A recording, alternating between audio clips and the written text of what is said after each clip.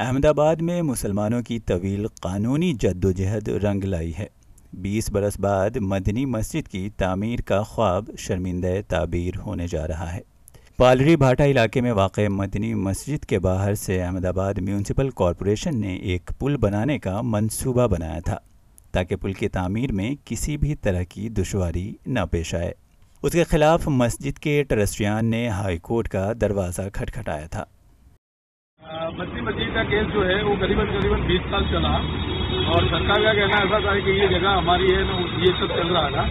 फिर कॉरपोरेशन और high court ने ऐसा बोला कि कॉरपोरेशन और आप लोग साथ में समझौता करके इसका निकाल लाइए।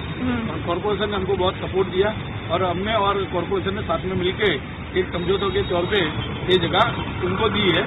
हमने हमको नीचे माले की परमिशन दी है। मस्जिद तैयार हो रही है, कब तक तैयार होगी, क्या कुछ रहा है इस बीच? 20 साल से करीबन केस कर रहा है। 5 बार खरीदी हुई मस्जिद और 5 बार हमने तामीर की हुई है। और इस बार जो डिसीजन आया बहुत अच्छा हुआ। आपस में जो मिलकर जो डिसीजन आया बहुत अच्छा है।